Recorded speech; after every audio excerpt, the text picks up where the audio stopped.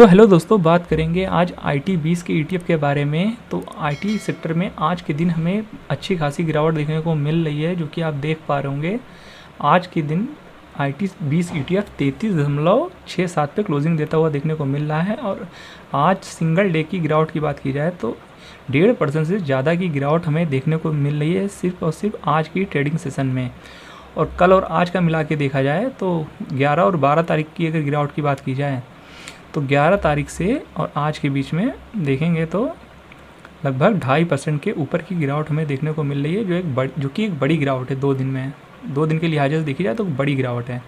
तो इस समय रिज़ल्ट सेशन चल रहा है, जैसा कि आपको पता ही है। तो आज का दिन बहुत ही इंपॉर्टेंट था क्योंकि इन्फोसिस के रिज़ल्ट आने थे और इन्फोसिस का एक बड़ा हिस्सा है IT सेक्टर में, जो कि आपको पता ही होगा अगर आप हमारे चैनल से जुड़े हुए हैं। तो इन्फोसिस के रिज़ल्ट आज हमें देखने को मिले हैं। तो चलिए सबसे पहले इसी के बारे में बात कर लेते हैं। तो सबसे पहले बात कर लेते हैं रिज़ल्ट कैसा आया है। तो सबसे पहले कंसोलिडेटेड मुनाफा की बात कर लें तो 6,212 करोड़ का हमें कंसोलिडेटेड मुनाफा देखने को मिल रहा है, जो कि एक्सपेक्टेशन से थोड़ा कम है। एक्सपेक्टेशन थी 6,300 करोड़ की, जो कि हमें अनुमान से कम देखने को मिल रहे हैं।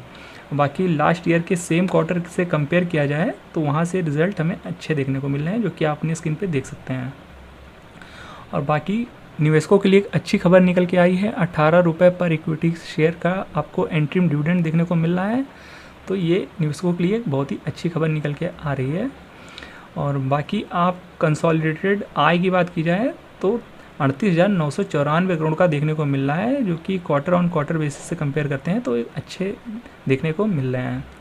बाकी इन्फोसिस का जो Q2 का एट्रिशन रेट है वो है 17.3% से घटकर 14.6% क्वार्टर ऑन क्वार्टर बेसिस पे, जो कि एक अच्छी बात निकल के आती है। तो दोस्तों ये था इन्फोसिस का Q2 का रिज़ल्ट। तो लगभग रिज़ल्ट ठीक ठाक देखने को मिल रहा है, बट यहाँ पे कुछ चीज़ें समझने वाली हैं, जो कि आप यहाँ स्क्रीन पे देख पा रहे होंगे। जो रिवेन्यू का ग्रोथ रेट है वो भी कुछ कम होता हुआ देखने को मिल रहा है, जो एक्सपेक्ट किया गया है उस अकॉर्डिंग आप यहाँ पढ़ सकते हैं। तो रिवेन्यू का ग्रोथ रेट की जो एक्सपेक्टेशन है वो कम कर दी गई है, जैसा कि आप यहाँ स्क्रीन में पढ़ सकते हैं। बाकी गाइडेंस में भी हमें थोड़ी बहुत निगेटिविटी हल्की फुल्की देखने को मिल रही है, जो कि आप यहाँ पढ़ पा रहे होंगे।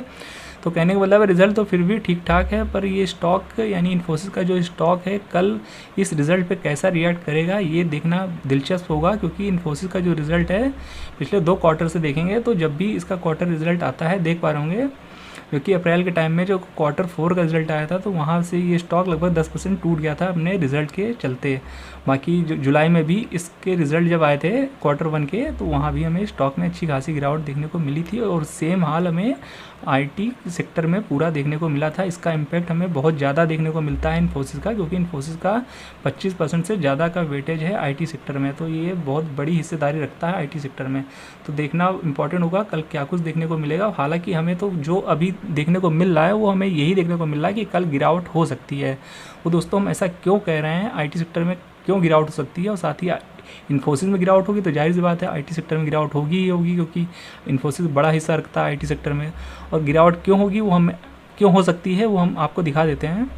देखिए दोस्तों, ये है इन्फोसिस का ADR, जो कि USA के मार्केट में ट्रेड होता है। तो आप यहाँ देख पा रहे होंगे यहाँ पे एक बड़ी गिरावट शो कर रहा है, जो कि मार्केट अभी ओपन हुआ है USA का, जो कि आप यहाँ टाइम देख पा रहे होंगे 8:02 में।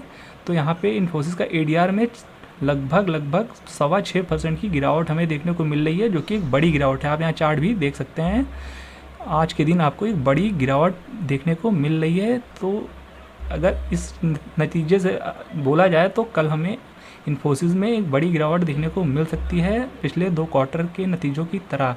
हालांकि 100% श्योर नहीं है, पर यहाँ पे जैसा कि ADR में हमें देखने को मिल रहा है उस हिसाब से कल गिरावट की पॉसिबिलिटी हमें ज़्यादा देखने को मिल रही है इन्फोसिस पे। और इन्फोसिस में गिरावट आएगी तो जाहिर सी बात है IT सेक्टर भी गिरेगा ही गिरेगा।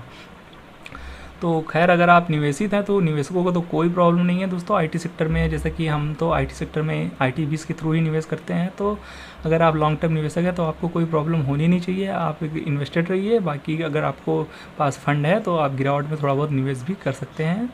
तो स्विंग ट्रेडिंग में तो ये ETF अच्छा ही है दोस्तों। स्विंग ट्रेडिंग करते हैं तो उसमें भी आपको प्रॉफिट मिला होगा आपको शॉर्ट पीरियड में, क्योंकि पिछले अगर आप 1 साल में देखेंगे तो आपको इस ETF ने कई बार मौके दिए हैं बाय और सेल के। जैसा कि हमने बताया कि जब भी क्वार्टर 2 के नतीजे आते हैं तो ये ETF गिरता ही गिरता है और उसके बाद भागता ही भागता है, देख पा रहे होंगे।